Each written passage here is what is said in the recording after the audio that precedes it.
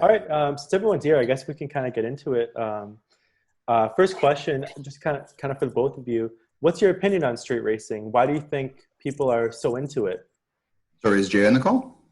Yeah, I'm Yeah, here, guys. Can you hear me okay? Yeah, hey, how's it yeah, going? yeah, How's it going, guys? yeah. Yeah, I think the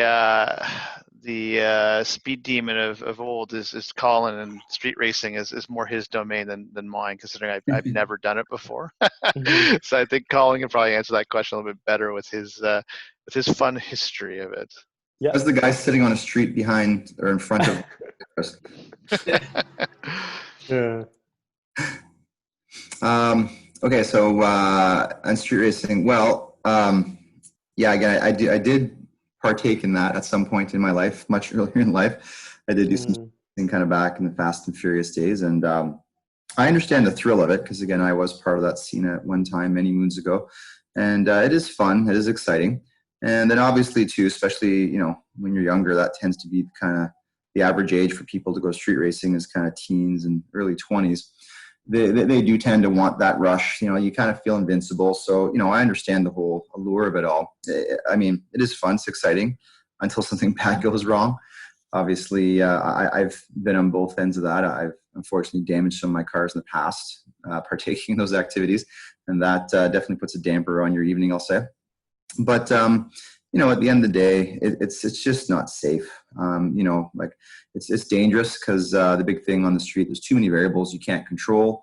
So when you're going to go out there and street race, you're just, putting obviously your life and other lives at risk. I know that's kind of the standard message everybody says, but it is true. And the problem is half the time you don't fully appreciate the gravity of the situation until something bad happens. And then that's when, bad things happen, I guess.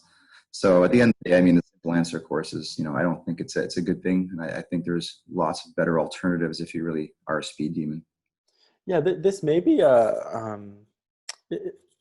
sort of a personal question to you, but I'm wondering, what made you change your perspective on that? Yeah, good question. Yeah. Honestly, for me, the thing that really sort of made me pivot was that when I started doing competitive motorsports, like the real stuff, not the street stuff. Mm-hmm. At the time, I had a Toyota Celica and was modified and stuff. It was a pretty quick car, and I was proud of it and all that. I had a friend with the exact same car as mine with similar modifications, and he was competing in autocross at the time. So he invited me out to an event. Came out, checked it out, thought it was kind of interesting. And the next event, I decided to participate and try it out. And the big thing was I was very confident, thought that, I'd probably place pretty well, maybe even win the event. Because in my opinion, I had a very fast car. And of course, I thought I was a fast driver because, I was a good street racer. And it was quite a humbling experience, to say the least. Ended up, I think, getting dead last, in the event. Even just in my class, I think just out of every car there. And I remember the event kind of scratching my head, trying to figure out how all these little stock slow Miatas and other little, kind of crappy cars I thought were faster than me and setting much quicker times. So next event I went back out, tried it out again, tried to drive even, faster and worse. So I think at that point, something clicked in my brain going, you know what, maybe it's me. Maybe I'm not a good driver because guys are killing me in slower cars. So I started getting some tips from some of the actual guys who were winning and started taking some driver education, things like that. And obviously I got better. But it was that autocross event when I actually got out and did real motorsports and kind of realized what the alternative was. And I realized I wasn't really a good driver at the end of the day, even though I thought I was. Yeah. To kind of get a taste of the real motorsports, the street stuff just isn't very appealing anymore. Yeah. That's really why we exist, right? I mean, I'm sure we'll get into that different line of questioning, but I mean, a lot of people, like Colin was mentioning, myself included, we're just not most people aren't aware of the different avenues that they can go and do what we call performance driving, right? They feel that, the street's kind of the only place. And, the big thing with the racetracks is, it feels like it's a different world, right? It's for professionals. You need to have training, you need to have fire suits and, super, race cars, which is just simply not the case, because I think there's a pretty big chasm between what the public perceives as performance driving, which is, proper motorsports, where there's this whole other world out there, in grassroots motorsports where people just aren't aware, right? And that's a lot of reason why Colin and I kind of started the company, was to, really provide education, right? And as it relates to street racing, give these people who have that adrenaline and want that adrenaline rush, somewhere to go to properly do it in a safe environment, rather than, jeopardizing people on the streets. I mean, for me, I'm a fairly risk adverse person, and that's why I had never street raced and had never done that on the street. I mean, I'm sure everybody likes to have fun with their cars once in a while, but I've never experienced the street racing scene. And again, it's just a personal thing, but I know lots of people are still looking at enjoying their cars, and they figure the street's the only place to do it, which is just not true. Yeah. So I guess you guys sort of answered the next question I had about like what motivated you guys to start Pinnacle Driving Academy. But some people may not know too much about the Pinnacle Driving Academy. Is it like a regular driving school? How is it different? So I mean, Colin, do you want to cover that? Yeah, sure. Well, the biggest difference with Pinnacle is we're a performance driving academy versus a defensive driving school. So in a nutshell, defensive driving sort of comes from the approach of street driving and some of the risks of doing so, but more specifically around the environment itself rather than the vehicle. Performance driving, we do touch base on obviously situational awareness, environmental things like that, but our main focus is actually on the vehicle itself. So we're going to teach you how to drive. Now, in doing so, we're actually kind of getting more so to the root of the problem. So interestingly enough, my mom spent her whole career in the insurance industry, so I'm quite intimate with, statistics around collisions and what causes them and things like that.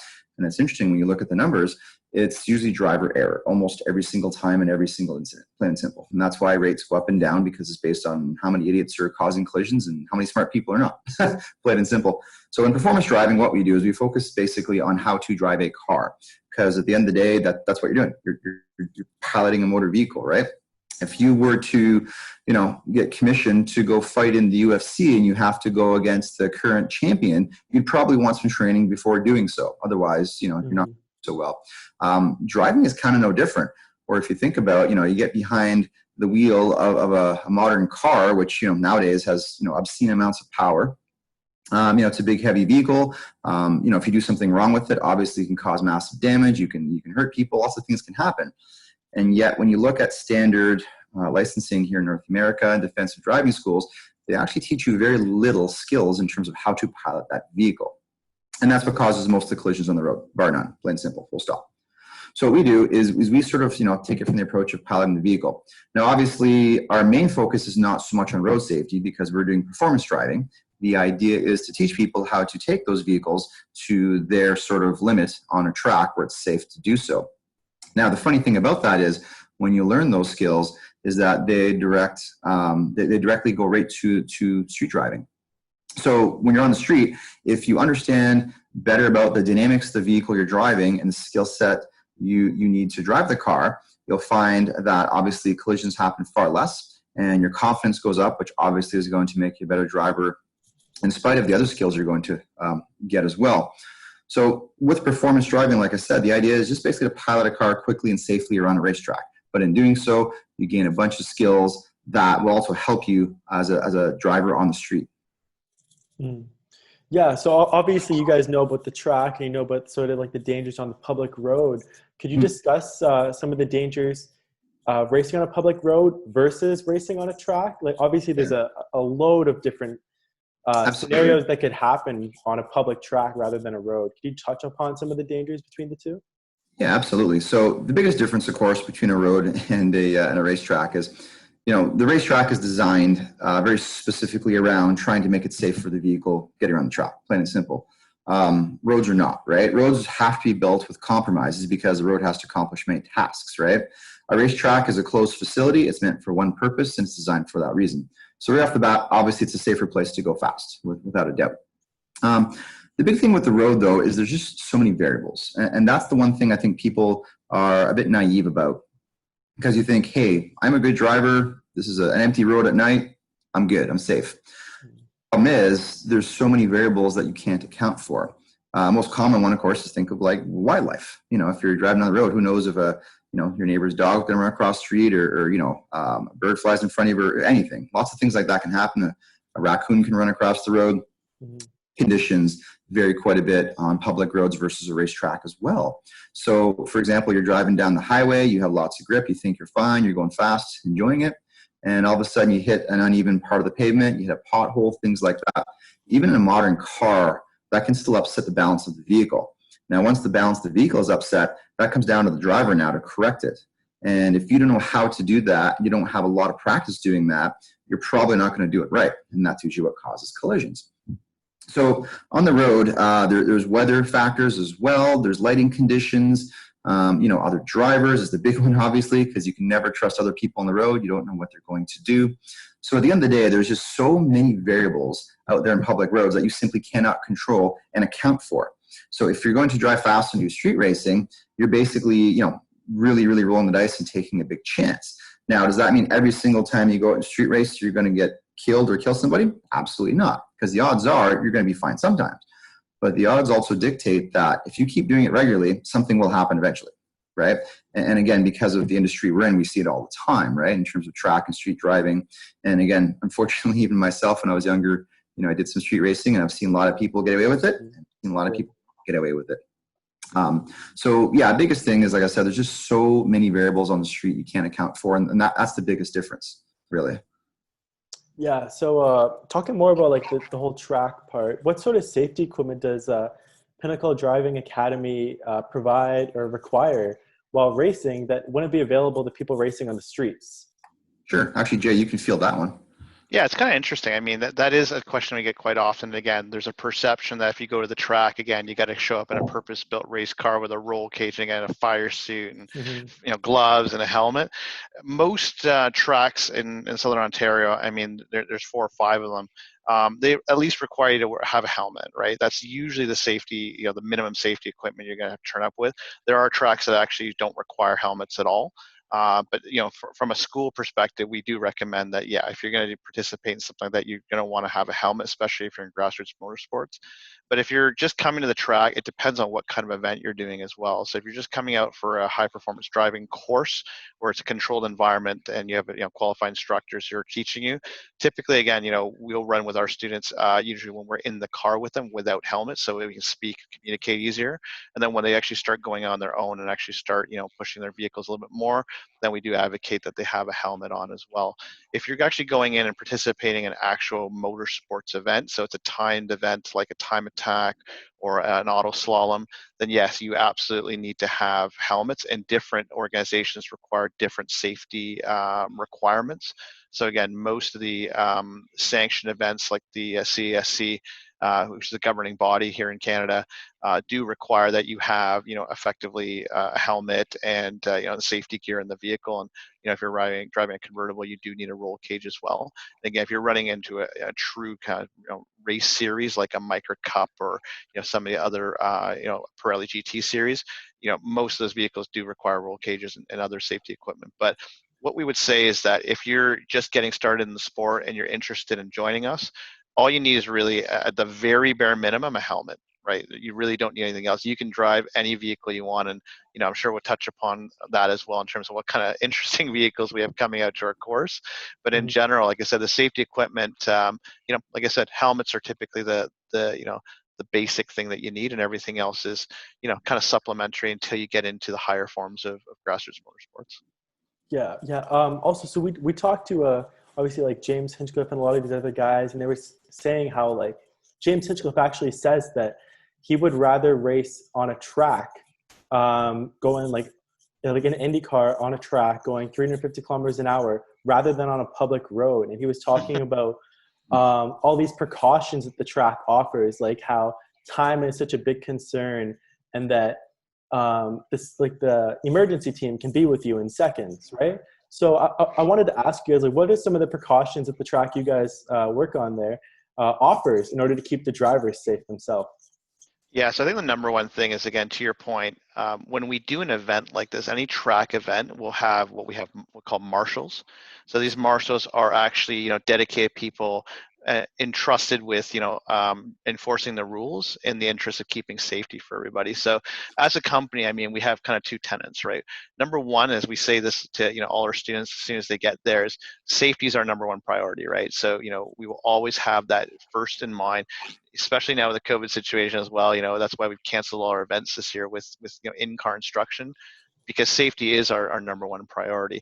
The second thing is obviously having fun, right? So you want to make sure that everybody has a good time. But specific to safety, like I said, we have marshals there again to very clearly articulate the rules to everybody involved. So that's part of the instruction that we provide is, coming out to the track is very daunting the first time, right? It's very intimidating, and there are rules. I would say there's less rules than driving on the street because there are less variables, but nonetheless there are rules. So, for example, when you do go to a lapping day where again you're just out for fun and it's not a timed event, there is no passing unless someone instructs you or tells you can pass. So you cannot just willy-nilly pass anybody at your leisure. There's very, very clear established parameters around how do you execute a pass, what does the passing car do, what does the car being passed do. And again, we watch it very closely, and we kind of joke around a lot internally because we have one of our instructors who loves to throw the black flag, and that's the "you've been naughty" flag.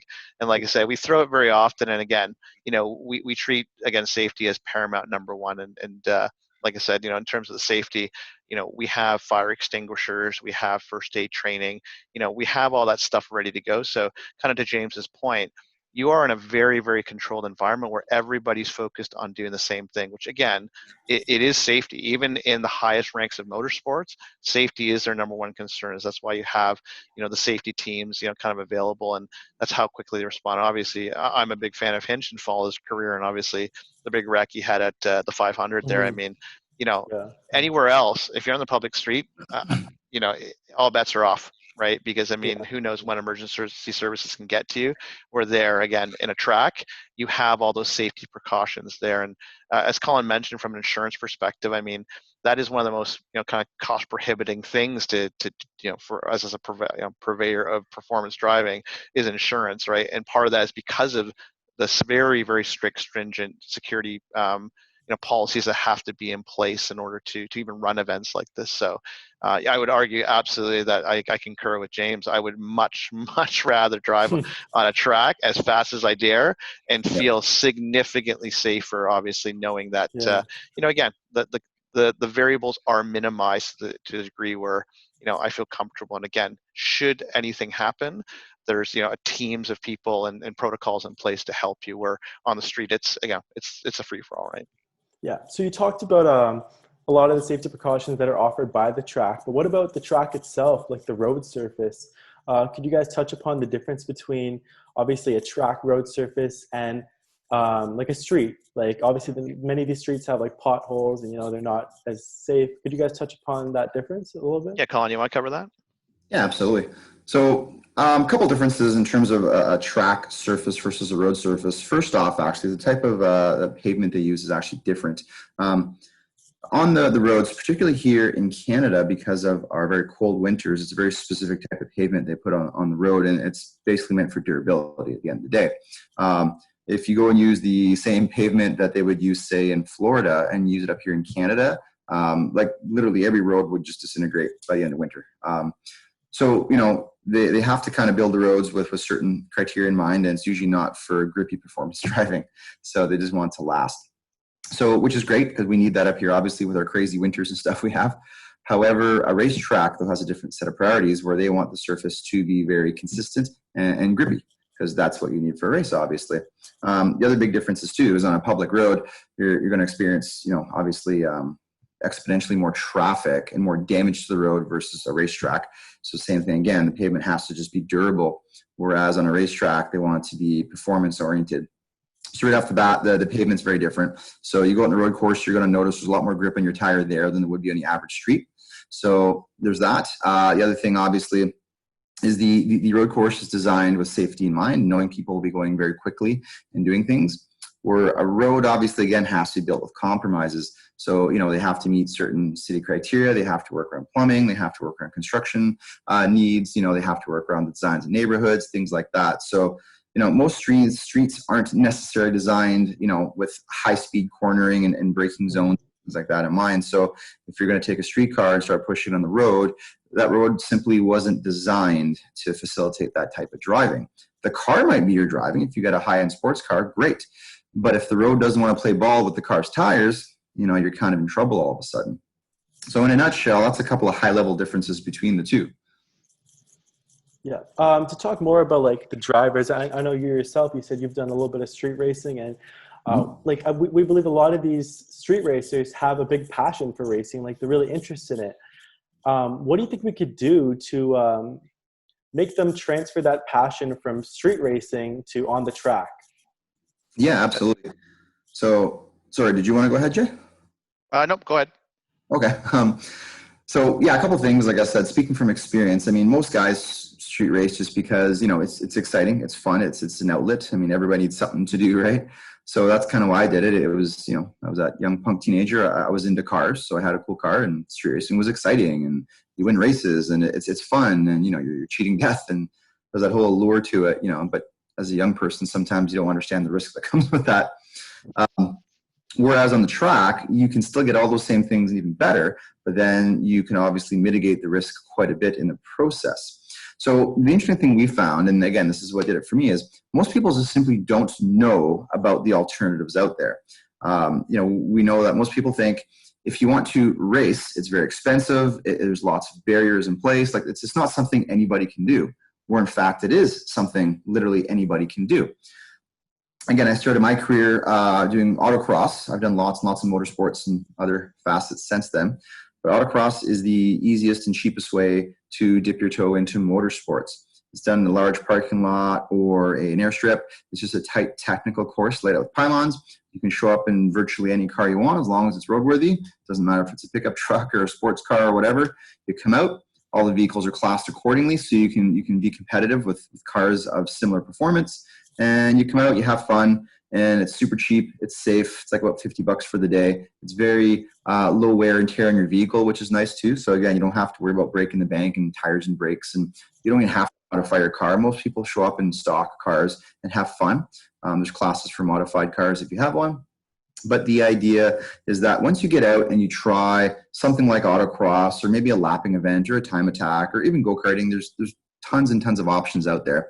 Once you've done that and you understand that you can get those thrills and you can get the excitement and do all those things, but now you can do it without the stresses. So I don't have to worry about going, hey, I want to race my buddy, but is there a cop around the next corner? Or is there not a lot of traffic on the street? Or is there a pothole? Or what's the weather like? And things like that. You can now eliminate those factors. So you can just go out and focus on having fun. And I know for me, that was the big factor that brought me over, was that I can do it without the worries. So why the heck would you not? Plus, the thing you realize too is you can push even harder, because on the street, you're always trying not to crash, because obviously on a racetrack though, when you have this giant open stretch of perfect pavement, and if you wipe out, most racetracks are large open patches of grass. You spin out, you go in the grass, you're not going to hit a curb, you're not going to hit a lamppost, you're not going to hit the other car, like things like that. So it's a lot safer. So once you get a taste of that, it's kind of hard to go back to street racing. It really is. Yeah. I think those are the two key things, though, for sure, as Colin touched upon. Like, education is number one, like bar none, right? People just need to know that, there is, there is an avenue. And to Colin's point, you could literally almost go do an event every single day, right? In Southern Ontario here, there's bound to be a track. There's bound to be, an autocross event, a time attack event, especially now with COVID kind of bunching everything up with the late season start, like literally every weekend. And then us as a company, I mean, we're out competing or teaching every weekend, right? So, you can keep yourself really, really busy. And again, I think the biggest revelation that we've had is really interesting. Colin touched upon is that, once people have come out and actually experienced what their vehicle can do on a racetrack, driving on the street literally becomes boring. It really does. And it's a weird transition, right? You would think, on the street, people are like, oh yeah, I can get my car up, as fast as I can. And, I can really pull the G's in the corner. It's like, come out of the racetrack, come and have a ride along with one of our instructors, and it blows their mind. Like, it absolutely resets their expectations on what a vehicle is actually capable of doing. And what that does is it, again, exposes them to a world of, wow, you know what? Like, driving on the road is boring. Like, I can't safely do any of the things I do at the track, on the road, because it's just not designed for that. And, for a lot of the reasons we discussed in terms of the road surface conditions and the variables. So that is the very interesting thing is, again, our company tends to, when, people make the leap and want to join into, this community around performance driving, they're hooked. Like, when they're in, right? And usually I would say, 80+% of our students who come through, they're in and they stay in the community, and they're active, in the performance driving arena. So it's a very high kind of, retention rate from that perspective, because, again, people understand and learn very quickly. Wow, like, I can literally go as fast as I dare on a perfectly manicured stretch road and have safety precautions in place. Sign me up. Like, why would I go do it anywhere else, type of thing. Exactly. Yeah. It's cool. So going back to the racing lessons. So, like, what kind of racing style or driving style do you guys teach in the for the courses? Yeah, so Colin's our lead instructor, and I mean, he put together a curriculum, so he can definitely talk about kind of what thoughts he had when he put it together. Yeah, what sort of fevered brain I was under at the time.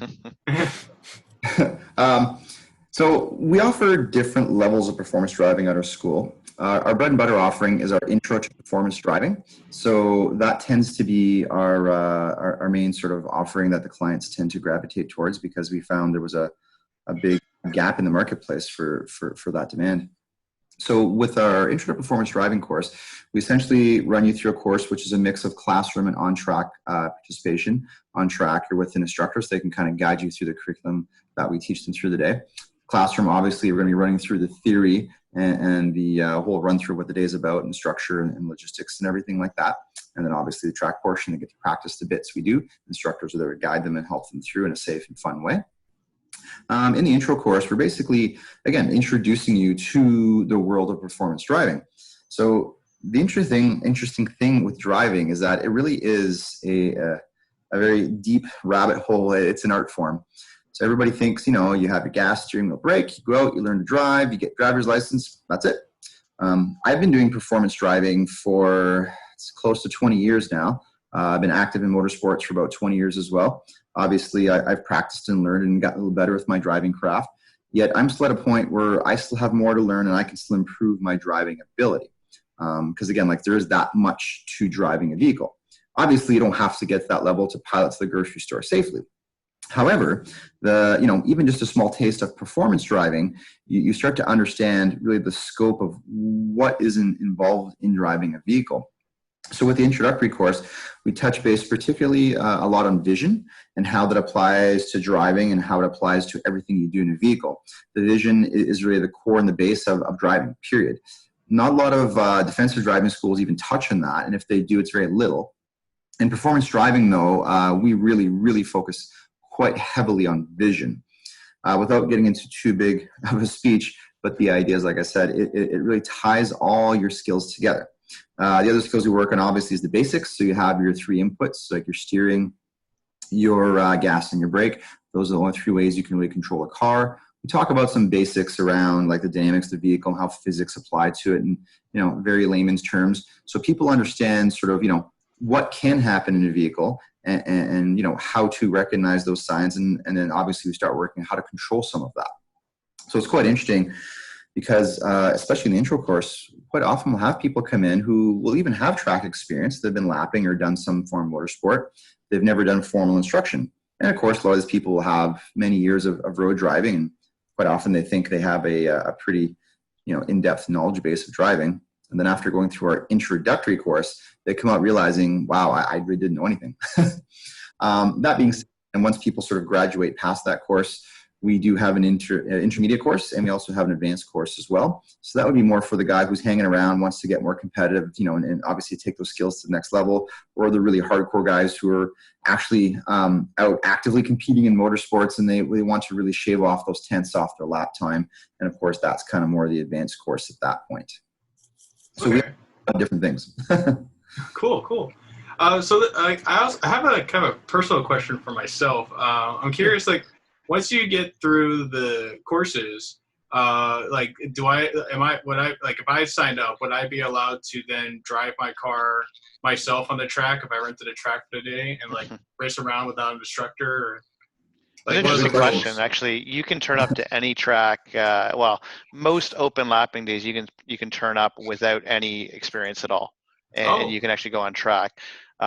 Again, we recommend, obviously, ironically being the school, obviously, that you should take a course, not so much, for just the basic skills, but just to understand what the rules are, right? Because again, a lot of lapping days, there's a lot of rules. I mean, again, not as much as a road, but there's still rules, and they'll regurgitate that to you in a 15 to 20-minute driver's meeting, and then you go, right? And if you've never done it before, you're going to be very nervous. You're not going to remember half the stuff they said. So again, our whole course is to really ease you into it and really show you kind of here are the basics. The other thing that really stands out in terms of how Colin has built the curriculum is it's a continuous improvement platform, right? It's not you come in, you take it, you're like, okay, I got it, I mastered it, I'm done, right? It's, as Colin mentioned, it's a lifelong thing. It's like golf. Like, you're never going to perfect it, right? It's ironic where, when you talk about your vision, your inputs, and then your racing line, those are the three fundamentals. You learn that, and the funny thing is, you go out and you're at a certain level, and you'll progress, and at some point you're going to probably perfect and at a certain speed go, yeah, I'm proficient at those three things. Then as you start to get faster, all those three things will go out the window again, and you'll have to look at them again and go, well, I'm going faster. Why is the car out of control? Oh, I'm not using my vision properly. And then that means, oh, I'm not being smooth on the inputs. And then, oh, that's why I'm off the racing line. So it's an interesting kind of way of evolving your skill set. And again, we give you a platform where we very clearly, give you an assessment afterwards to say, here's what you're good at, here's what you're not, here are the things that you should work on.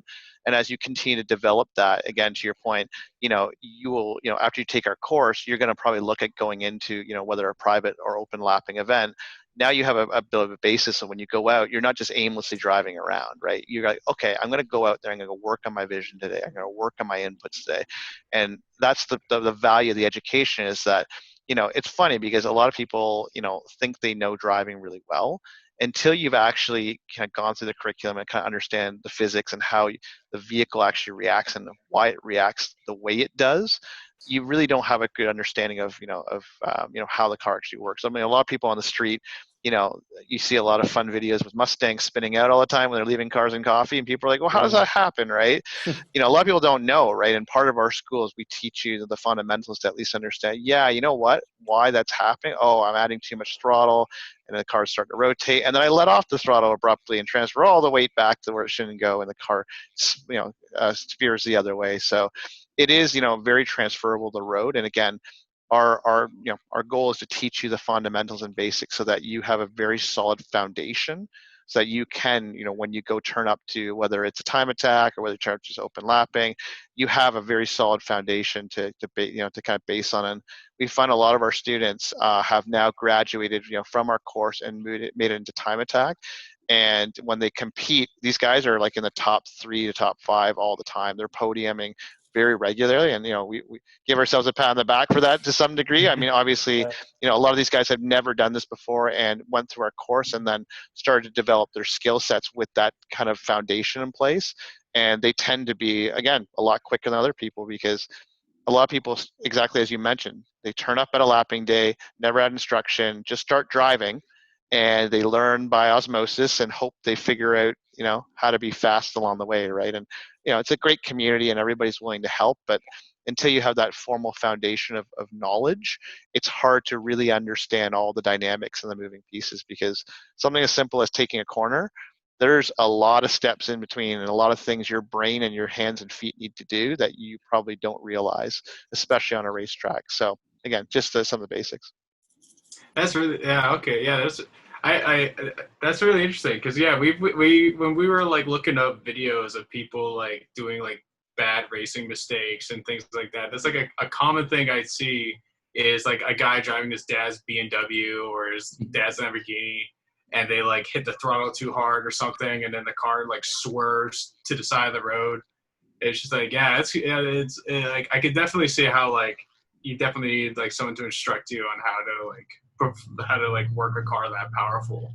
Yeah, I mean, For at the sure. end of the day, it's all physics, and part of it Yeah. is just putting it in basic enough terms that people understand how physics works. I mean, I fondly remember I used to have I still have a mid-engine car, and the way just because depending on the layout of your vehicle, whether it's a front engine or rear engine or mid-engine, it completely changes the way you drive a vehicle. And I can fondly remember Colin telling me to go into a corner, and as the car starts to rotate, put your foot up more on the gas. And I'm scratching my head going, I have no idea what you're talking about. That should make the car spin out more. He's like, no, it's a mid-engine. It'll fix itself. And those epiphanies that happen, you're like, wow, okay, I get it. And yeah, and that's, that builds your confidence. And again, it helps you understand again the physics of the vehicle, why it's doing what it's doing. And that ultimately will make you a much, much better driver. Because again, how often, do you spin out on the street, right? Right. Hopefully Yeah. never, but if Yeah. and when it does happen, you'll know what to do, right? You'll have the experience to go, yeah, I know why this is happening. I know what not to do. And, and with that experience on the track, you'll know how to, appropriately respond to situations like that. Cool. Um, again, like kind of another personal question for me. How do you how do I sign up for this course? Like, is it online, and like how much is it? Yeah, so you can actually go to our website. It's pinnacledriving.com. You can find us on Facebook and online. There's many other schools out there as well, right? So we specialize specifically in, again, introducing people who've never done it before and really lowering that barrier of entry. The course is about $400, and it's a full day course where you come in, typically at about 8 o'clock. You get a little bit of classroom instruction, then you go on track, and then get a lot of in-car instruction. We feed you during the day as well and hydrate you. And by the end of the day, people are obviously pretty wiped. But it's a full day.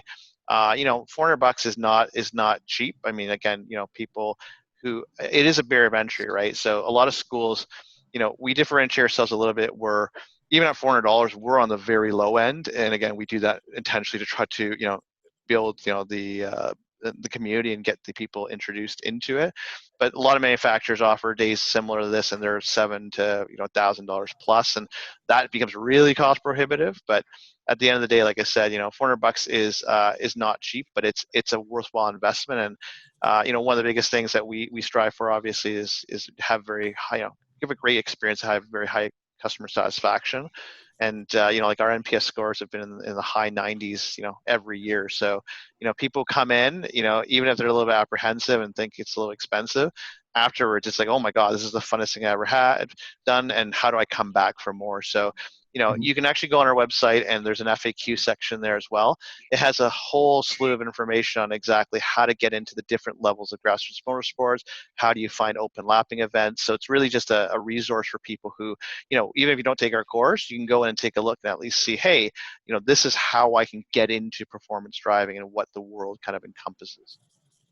Yeah. Also, so at Teens Learn to Drive, we've been doing a lot of research about like the demographic and of street racers, and we realized that a lot of them are like 18 to 24, and they're like male. We're wondering if this is sort of like the same demographic that maybe you guys could target, or if that's the demographic that you guys have. So, what are the majority of people that take your course? Is it males? Is it what age group? It's interesting. I would say that it varies quite greatly.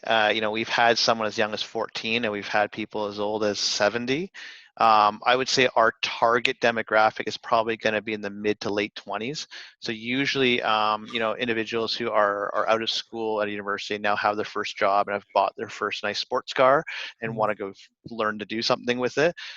Teenagers typically are not really our target demographic, just because of the cost involved and because they typically don't have their own vehicle. We have had some, obviously, you know, a lot come with their parents, so it's a great experience when they do that. But yeah, the demographic ranges again quite extensively. But again, usually it's in that 25 to kind of 45 range, I would say, is our sweet spot.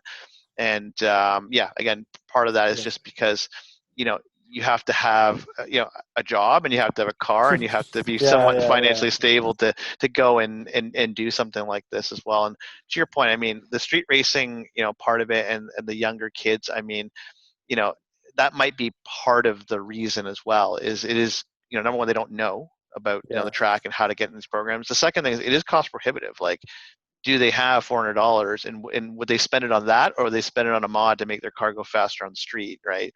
That becomes the question. So again, it really becomes, you know, it's, you know, we're really you know, happy that you guys are you know, having this initiative, because it's all about education, and it's, you know, very in line with what we're doing. Is just get the knowledge out there, right, guys? There is another way to do this, and again, you know, do it properly, right? That $400 you spend now might save you how much money down the, you know, in insurance and repairs and other stuff on the street, because one accident will, you know, if you're a teenager, that's pretty much it. Like, you're not going to be driving for a while given the cost of insurance. So come do it on the street, come do it on the track, and not have to worry about that kind of stuff, right? Yeah, so I think you guys have already sort of talked about your school and what you guys do, but why do you guys think that people should come to your school? Colin, you want to take that one? Sure. There's a couple of things. Like, obviously, I think Jay had touched base on our proprietary curriculum we have that has that base for continuous learning. So when me and Jay first started Pinnacle, I actually had worked with many other performance driving schools in Ontario and Canada. So I kind of basically took the best of all the pieces I saw from those schools, and we kind of built Pinnacle with that as the driving force behind it. So we've always found that lots of our driving schools have some great curriculums, great instructors, various other things, but they're always missing various components. So we tried to fill those gaps with our school. So the curriculum's a big one. It's a continuous development platform. So most schools, you show up, you do your course. Hey, great. Hope we see you again someday. Our school is, once you're kind of part of Pinnacle, you're part of our family. And I say that jokingly, but not. We're really, really big on creating the community and the family atmosphere within Pinnacle and anybody who comes to us for any reason. So we really try to indoctrinate them and really make them feel like part of the team rather than just some client. Hey, we got your money, have fun for the course, and hey, hopefully you sign up for another course. So, you know, with that being said, we're always in touch with them. We have lots of other events besides just the in-car instruction. We do facilitate events for car groups. We have go-karting events. We do stuff over the winter to stay in touch with everybody. So we just do a ton of stuff that's car related and really try to engage the car enthusiast community. And then what we do is all our clients, we try to plug them into that community. So a lot of guys will come in, they may be part of car clubs and stuff already. Great. A lot of guys aren't. Maybe it's their first sports car and they're, again, kind of trying to, you know, find their way out there in the car world. So we kind of plug them instantly in this big welcoming family. So that's something I certainly think we do a bit different. The other things that we do is part of our development program is our instructors. So quite often with performance driving, what happens is instructors are just sort of handpicked from a pool that they kind of just contract to everybody. So you'll see a lot of the same instructors will work with all the various schools throughout Ontario. Quite often they're recruited based on their driving ability. So it's like, hey, you know, like you've won races. I mean, in fact, that's actually why I first started teaching performance driving. I actually come from an education background previously, so the teaching part I already had.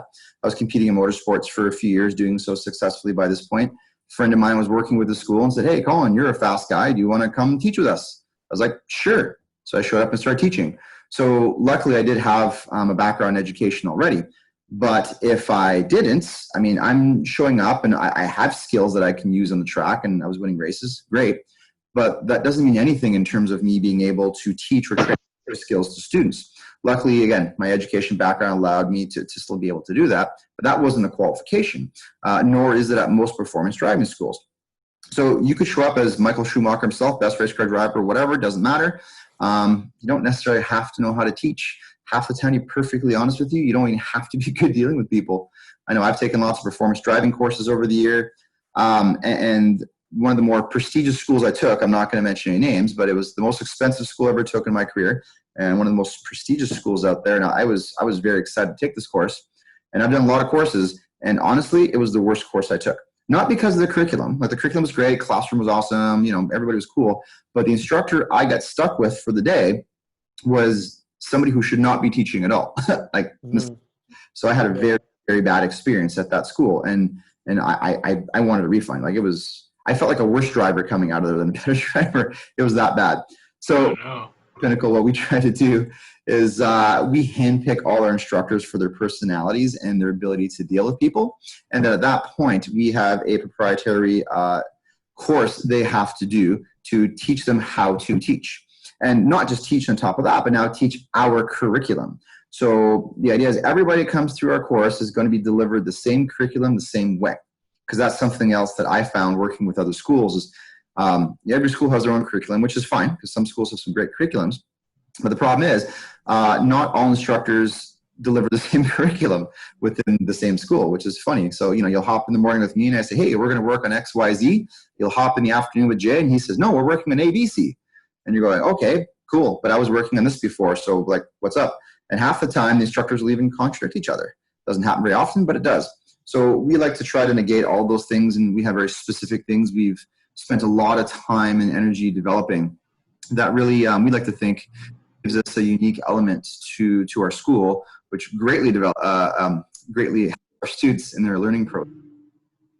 So we have that. I think the other thing that we have a unique element as well is kind of our network. So we're quite extensively connected in the automotive community in terms of car clubs, in terms of the community safety sort of networks. We work very close in hand with Carrie Schmidt from OPP. We've worked with lots of local, like regional sort of police places. Like we worked with Hamilton Police Services, for example. We helped them do a really cool promotional video a while back. We work with most grassroots motorsports organizations out there in Ontario and Ontario in general. With manufacturers as well, so like and lots of other things. So the neat thing is when you come to our school, we kind of can guide you down any path you want to go to. So if you want to compete in motorsports, great, we have avenues for that and we have connections for that. You want to do something more defensive driving, great, we have avenues for that. You want to do something get hookups on tires for your cars, we have hookups for that too. So I think our network is probably a little more vast than some of the other organizations. So those are some of the elements that I think we bring to the table that our students would have a little more fun with us and have a little more opportunity to do more with us. Yeah. I'd probably throw in one more as well. I mean, one of the things that we're really passionate about, and you mentioned back to your question around demographics, we have about, on average, about 10 or 15% of our students are actually female that come through our course every year. Doesn't sound like much, but it's actually really high compared to other schools. That's very high. Exactly. And one of the reasons is, we are very passionate about trying to, develop that part of the community as well, right? Bring more females into the group and into performance driving, because obviously, there's tons of, women and ladies who love motorsports and love cars as well. It's just, again, very intimidating, very male dominated world, right? So, to Colin's point around our instructors, we have 5 female instructors on our team, and we're always adding more. And again, that's not, not regular, right? There's most schools don't have any females, and a lot of, our females are very accomplished drivers and have, as Colin mentioned, they're very, very good instructors and very good, people with people. So, that's probably one of the reasons why we've had, quite a bit of an uptick with the female demographic coming out. But that does set us apart as well, for sure. Again, it's a focus for us to actually continue to try to build that with obviously having female instructors, as well as trying to just promote and get as many female, drivers out there as possible. Yeah. So Colin, you talked a little bit about the avenues that some of your students take. I was curious, what do your students normally do with what they learn? Do they normally go into racing? What do they normally use the learning for? Yeah, good question. I would say the average student usually doesn't go into motorsports. Most of our students don't. Most guys just want to do it for fun, honestly. They just, again, they are probably going through midlife crisis, or maybe, have a bit of money or whatever. They're car guys and they have a sports car and they want to go somewhere and enjoy it. And, they don't want to go on the street and enjoy it for obvious reasons we discussed earlier. So they come out, they take a course, they go, hey, great. So I can learn how to drive the car properly because, it's investment. Like most sports cars and other cars are quite expensive. So you don't want to take a chance of damaging it. So you come out, learn how to drive it properly, really helps that element. And then from there, again, they just want to have fun driving it. So quite often they will just go to what we call lapping events. So it's an event where either, an organization like us will rent the track for the day, or other organizations do it. We actually facilitate events for other car clubs and do this as well. And they rent the track for the day. And then a group of people sign up, you come out, and then you get to drive on the track throughout the day and push your car to whatever limit you feel safe. It's done in a very safe, organized manner, as we've discussed before. So at a typical lapping day, they'll break it into what we call run groups. So it's usually based on the performance of the car kind of combined with the driver. So the idea is you're out with a group of people running similar lap times to you. So you're not going to be holding up super fast cars or vice versa is the idea. Because whenever there's a very large speed disparity, it causes a lot of problems. So for example, like on the 401, you get everybody doing 120 and you get that one guy doing 180. That's what tends to cause the problems, is the big speed difference. On the track, if everybody's going roughly the same speed around the track, it makes it a very, very safe thing to do. And then you have groups, obviously, where the faster cars and faster drivers can jump in. So again, it doesn't matter how fast or slow you are, you're kind of with a group of people that are the same as you. So you do that, and then the idea is you just do some laps throughout the day. Quite often you'll have like us on staff, actually, a lot of these events, and we can kind of help guide you or coach you and do things like that throughout the day. We talked about they have marshals and things like that to keep the event safe. But it's really about coming out, burning some rubber and having some fun. It's not competitive. Most people won't time it or anything. It's not like organized in a fashion where it's competitive. There's no time lapse or anything like that. Now, that being said, we do have a percentage of our guys who will go out and be competitive. And again, there's lots of avenues for that. There's time attack, there's autocross, and lots of other things too that they can go out. And then obviously we help promote that, and we encourage them and make sure they can kind of get in that safely. And we really encourage their career and help them through that with our advanced courses as well. Yeah, sorry, if I can interject a little bit there. Sure. So like, I imagine you get like a certificate or something when you complete the course, right? Could I use that certificate to like pursue a more professional performance career? Like if I was like interested in getting into stunt driving or something for movies, like could I put this on my resume to like try to get jobs in that field? Yeah, good question. So short answer is no. Oh, okay.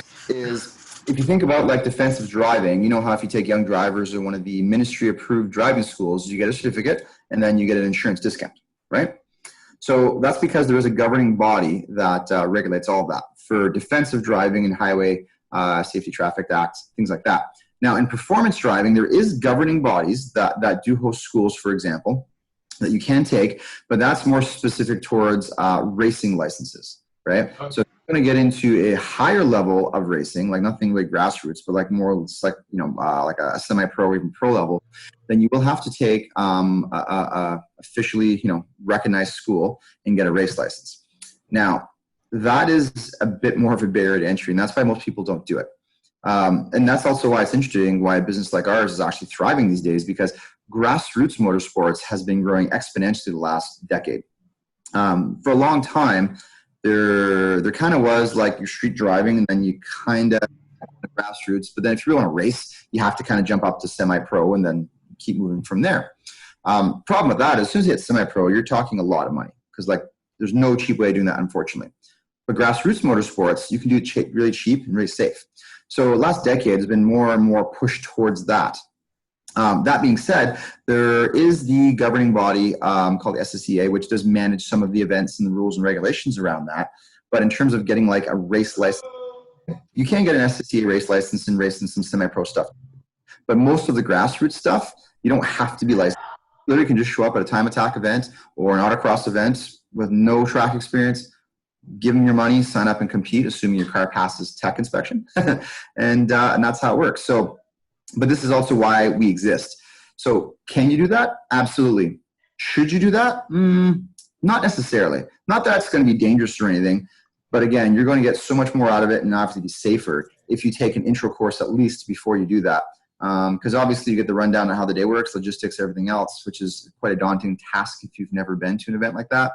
But again, the biggest thing is you get the basics in you, right? So you know the basics of driving, you know what's safe, you know what's not. You may not be fast yet, but that's okay, because you understand how to get there now, you understand how to be safe, and that's what matters the most, right? Because as safe as an event is, nothing is ever 100% guaranteed, of course, and you just want to maximize your chance of having fun and doing so safely. So you don't necessarily get a certificate that you can take elsewhere, but that being said, you certainly still could put on a resume and say, hey, look, I've done this education, and that still will give you credibility towards, certain areas. Absolutely. Yeah. Yeah, we've actually seen that from some of our students as well who, actually, it was actually in stunt driving, and one of our students actually, he was asking to drive one of those big camera rig cars, and they were like, hey, have you had any driver training? And they said, yeah, we took the Pinnacle course, and they thumbs up, oh yeah, okay, good, we know that, and yeah, it's all good. And from a grassroots perspective, again, typically if you're going to enter into a grassroots racing series, they're going to want you to have some proof that you've taken some sort of instruction or some sort of school. And from that perspective, Pinnacle in our course is recognized as pretty much every, I would say, grassroots level. They would say, yeah, if you're taking the Pinnacle course, you're good. You don't need to take an additional schooling to get in, type of thing. But as Colin mentioned, there's no formal governing body right now for the grassroots motorsports arena. That may change, and we may lead that change at some point. But as of right now, it's a little bit unregulated. Hmm. That's awesome. That's awesome you found a career like that. That's probably one of the more fun jobs you can have, I think, in filmmaking, is like driving those camera rig cars. Like those things look so cool. Mm-hmm. Absolutely. Yeah. Yeah, so we've heard that some parents may be hesitant for their kids to join a high-performance driving school, as they believe it may encourage them to use those skills on the road or on the street. I wanted to know your thoughts on this as people who own the high-performance driving school like yourself. Yeah, I think both Colin and I have some strong opinions on that as well. But Colin, why don't you start? Yeah, absolutely. So that's a common thing I've heard all through my career. And, I understand where the point of view comes from, because you're thinking, hey, I have some unruly teenager who wants to go out there and, rip around the street. So why on earth now would I equip him with more skills and abilities to do so? Mm-hmm. So I understand their point of view on that. However, I think what it is it's a very, naive point of view, and not in an insulting way or bad way. I just mean that, they don't understand the other facets to the problem, right? And that's kind of the issue, why they have that point of view. And I mean, if I wasn't in this industry, I'm 100% sure I would have the same point of view as well. However, we found that what tends to happen with performance driving is, you come out, you take the course, obviously right off the bat, you understand, first of all, that you can't push your car to its limits on the street. Like the street just won't let you. We talked about all the variables why. Mm-hmm. You think you can until you go to a racetrack and then you truly understand what a car can actually do. So there's that element right off the bat. It takes some of the fun out of the street racing. Two is that, again, a little bit of education can go a long way. And I think we all know that's kind of the case for pretty much any topic, really. So driving is the same thing. Like I said, you don't know what you don't know until you come take even the intro course. It's amazing, right?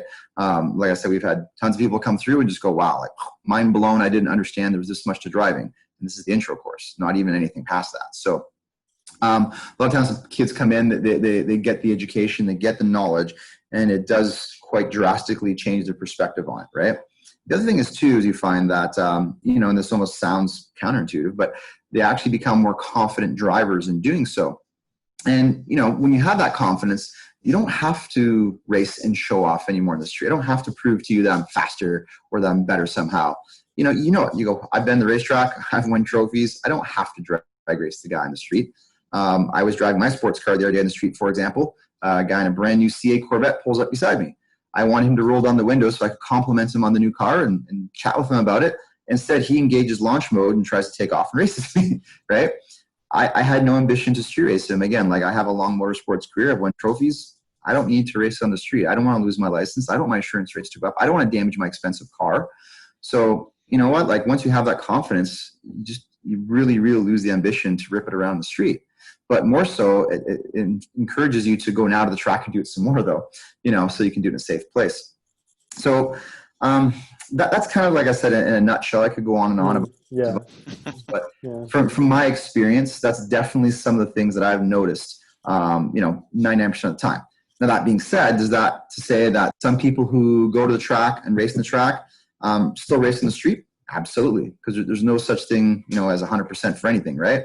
But like I said, you find if you do give them some education, you put them in a good course like this one, it does have a drastic effect, and you will see 9 times out of 10 they just don't want to street race anymore. And we've seen that time and time and time again. So we're talking from experience here.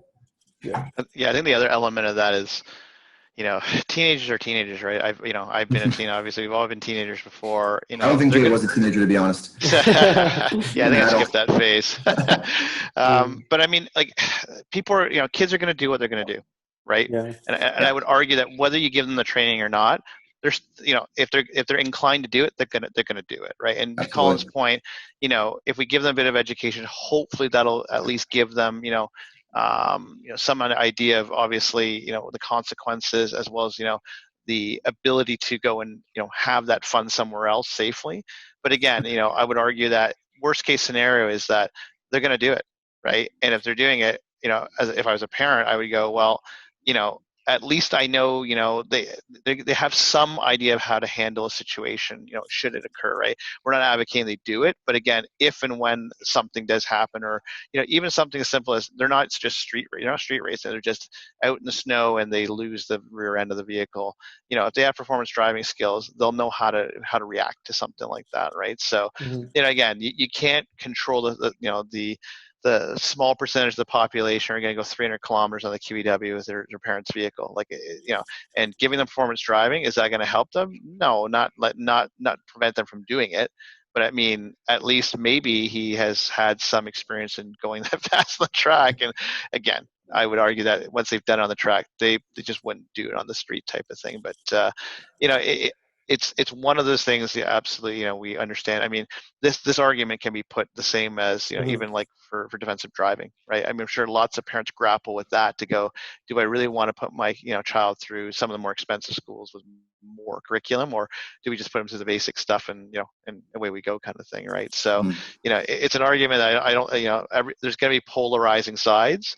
All we can do is educate. That's really all we can do, right? Is say, hey, here's the benefits of, if you do it, here's from our experience what we've seen. For both of you guys, we invite you guys to definitely come out, and we're happy to host you in one of our lapping days, one of our courses, to experience it for yourself, right? But there is a switch that literally flips, that once you reset your expectation again on what a car can do on a racetrack, you literally go, driving on the street is just the stupidest, most boring thing ever. Why would I ever want to race and risk doing that on the street? It's just point A to point B transportation at that point, right? And Colin and I drive pretty fun kind of daily drivers because we're enthusiasts, but even so, it's kind of like I question myself sometimes for buying those cars for my everyday car, going, why do I want like a 400 horsepower car on the street? Like, I can't use it, right? So it's kind of interesting that way for sure. An interesting analogy with that too, though, I kind of wanted to throw in, me and Jay have talked about this many times, is, you talk about, okay, if they're more armed with better driving knowledge, will be more dangerous in the street. The same way I think about that is like martial arts, right? I actually have had a long career in martial arts and teaching martial arts and competed in martial arts, things like that. But I think it's more common knowledge. You go, hey, I want to put my kids in martial arts because first and foremost, obviously, it's going to teach them self-defense. You're going to get, self-confidence, all those things. Everybody knows martial arts deliver those qualities. And they use the martial arts as a vehicle towards self-improvement. Yet, ironically, you're throwing them into an activity that teaches them to hurt people, how to punch and kick and how to injure people. And yet, for some reason, people come out actually, less likely to hurt people, and they come out more confident, and they become more focused and things like that. So, but I think everybody kind of, universally accepts martial arts as a vehicle towards self-improvement and things like that. Defensive driving, I found, is actually the same thing as martial arts. That you come through, you develop a skill set, you gain confidence, and it does tend to have those results. No different than martial arts. And again, I've been in both industries, and I've seen the parallels. So I think that's kind of the simple way I like to put it, is it's no different than that. Driving is just a vehicle towards self-improvement, if delivered the right way with the right curriculum, of course, but nonetheless, that's kind of what it is. We set some questions that maybe some people that are interested in your course would have. So Has anyone ever been injured on the track or during your course? Only when they don't listen. And that's from the instructors, yeah. No. Yeah. Actually, in our particular events, we've never had an incident. No, in all events we've run. Now, that being said, I mean, is there the chance of anything happening? Well, of course.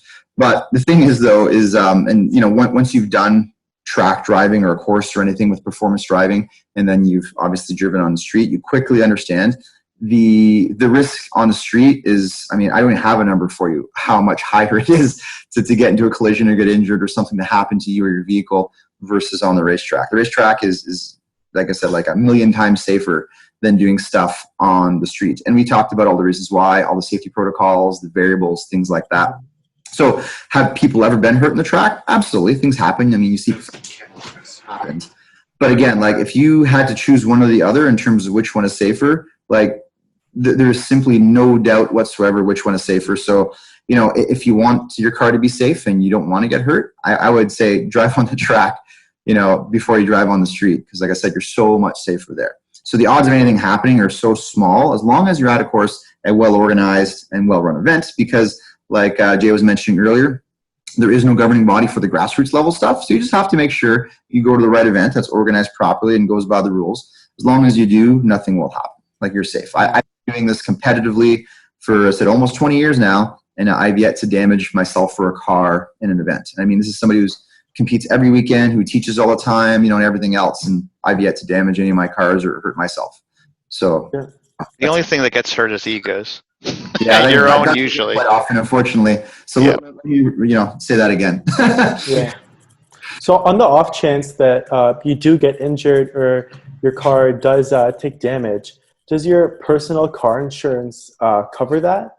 How does that whole situation work? Yeah, the default answer is no. So there's a couple of different options. So when you choose to participate, there's a bit of a gray area. So if you actually participate in a high performance driver education, which technically our course is, you'd have to check with your insurance company to determine, what their policy covers and doesn't cover.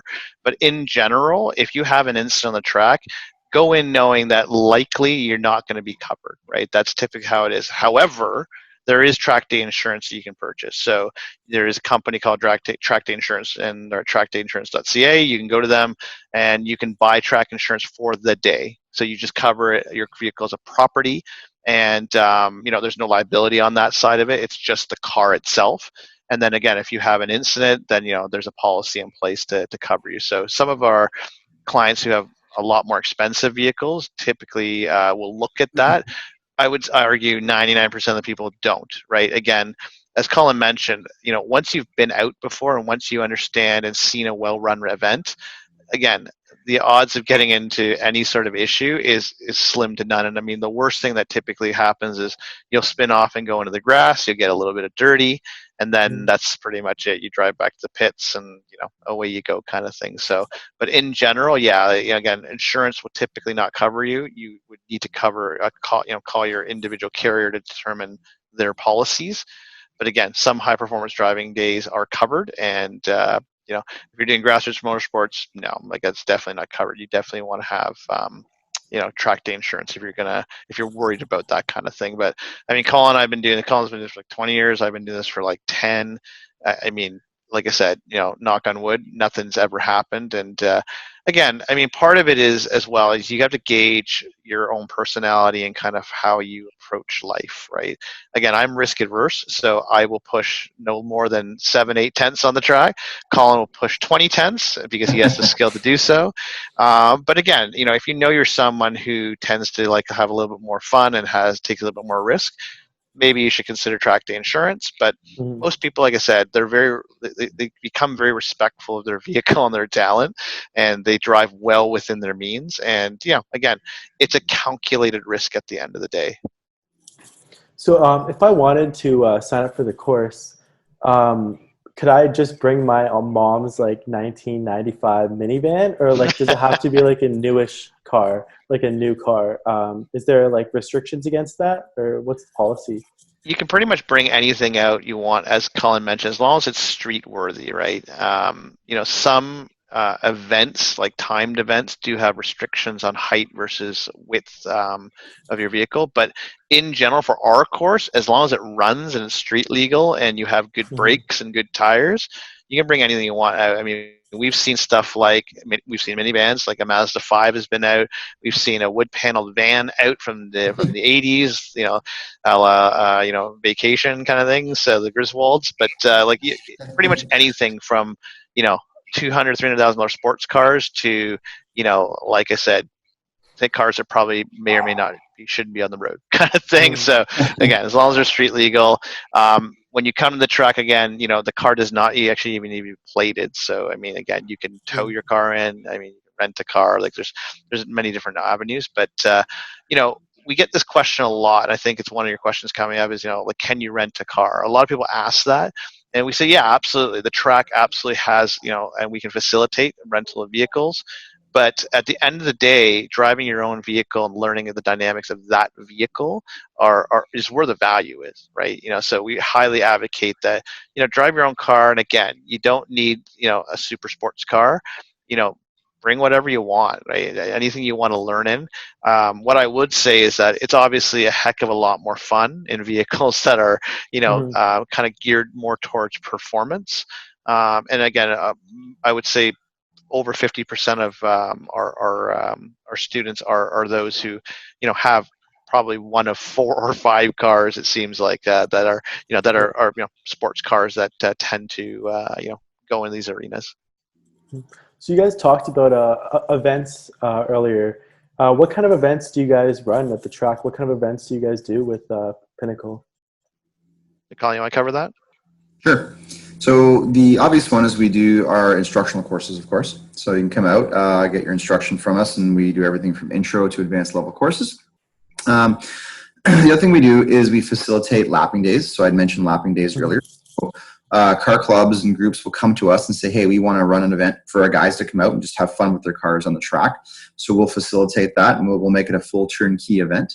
One thing me and Jay always say is that even though we obviously are a company based on driver education, even more so, we're actually an event company. We run very well-run, successful events. We have a lot of experience doing it, and that's one of the things we pride ourselves on, is not just being very good at delivering education, but at delivering a world-class event from top to bottom. So we do that an awful lot for car clubs. They, you know, Mustang Club, Porsche Club, you name it, whatever. They'll come out and, you know, contact us. We set up the dates. We do everything, get them out on track. We run the event. We do the drivers' meetings and marshal, the whole 9 yards. And, you know, so they just show up, you know, have fun, drive their cars, go home with a smile on their face. We do a lot of that. We also help with a lot of the grassroots motorsports stuff as well. So, for example, autocross is one form of motorsports I'd mentioned earlier, the parking lot stuff with pylons.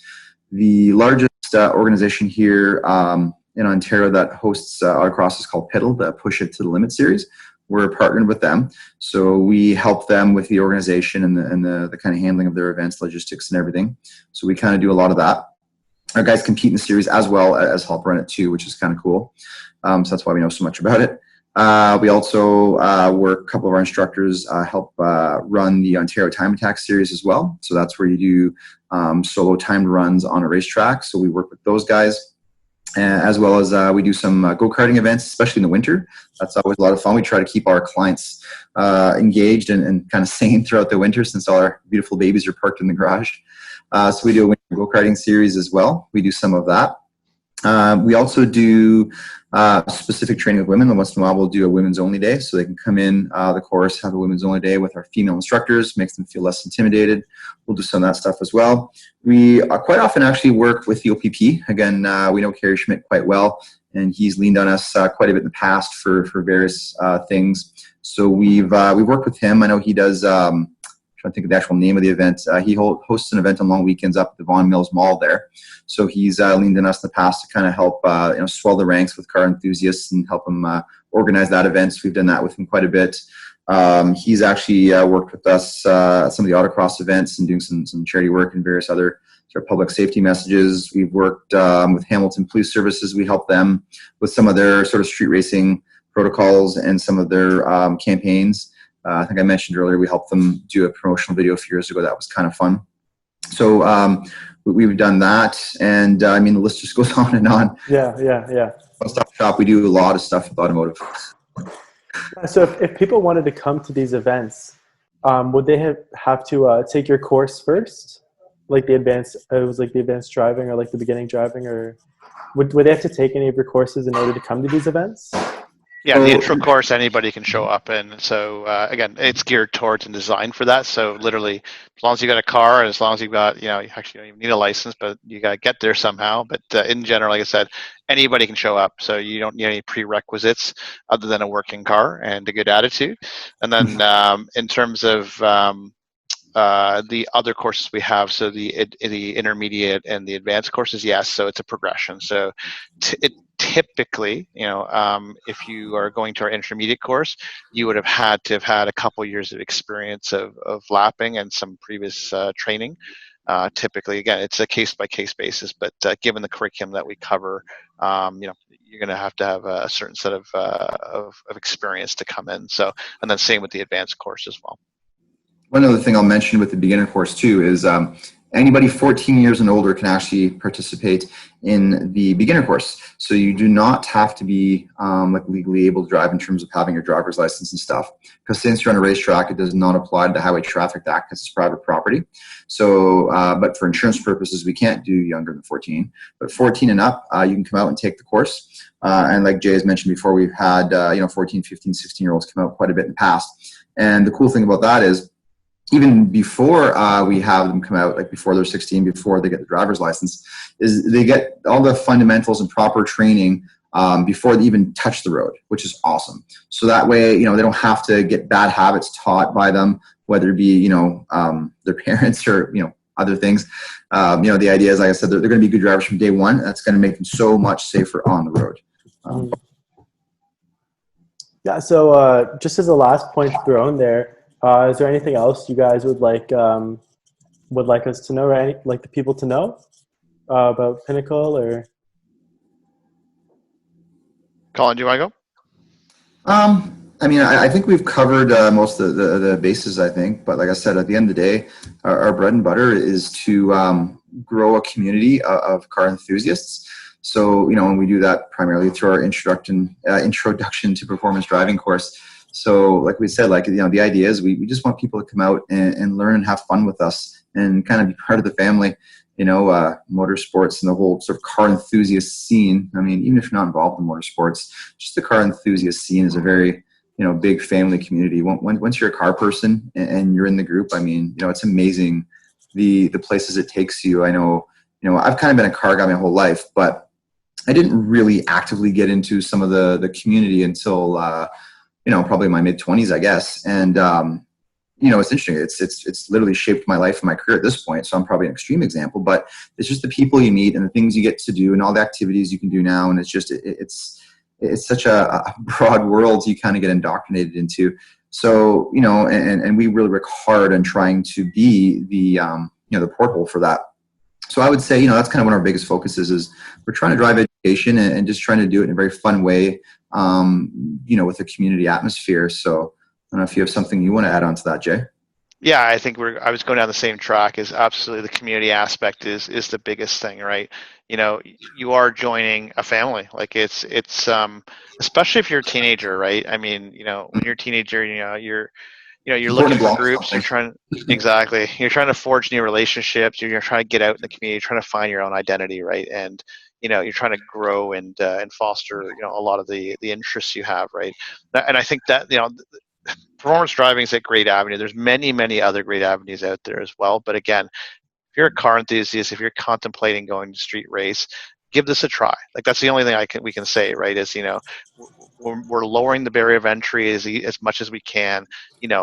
Open arms, come join us, right? If it's something as simple as, hey, I want to go ride in a really cool sports car and have someone, scare the crap out of me around the track, come out, right? Because we'll change your life. And that's usually what happens, right? Is again, you go with Colin in one lap and you will be peeing your pants. It is very, very scary the first time out, especially for teenagers. But again, it gives them a newfound respect. And again, I think, it's one of those things. Motorsport's cool, right? Like guys like Hinch and Demi and those people in those world, people look up to them, right? And it's a great community to be a part of, because it's a very welcoming community. So again, our message is very simple, is, we're here, and, come join the fun. Really, like, it really is one of the most, rewarding parts of it is the community and the people you meet, and the, ideas you can share. And again, the things you can cultivate from that type of thing. So that's really, I think, the last message is, again, there really is no excuse or no reason to try this on the street, right? Come, contact us. We'll find something for you to try out. Come, and again, I think one of the big things that we've been talking with your team about is, actually hosting an event, right? And come out and learn about it. Come out and have some fun, and and get some ride-alongs, like I mentioned, and come learn firsthand. Because at the end of the day, I think, in working with various law enforcement and policymakers on this, the whole message around taking the track is a great, noble one. We fully support it, and that's why we jump behind to really bolster it. I think the missing piece has always been that, just saying take it to the track, while it's a great message, the inevitable question after that becomes how, where, when, right? And that's the missing piece. And I think that's where, hopefully, Pinnacle and others in this community are hoping to fill that gap, and really provide that education to go, taking the track, here's how, right? There's no excuse. There's 5, 10, 15 events you can do, and try one of them, and if you really didn't like it, maybe try a different one. But I guarantee you get in, you try it, you meet the people, you're hooked. Like that's the biggest thing about the community, is how strong it is, and how people you make lifelong friends through it.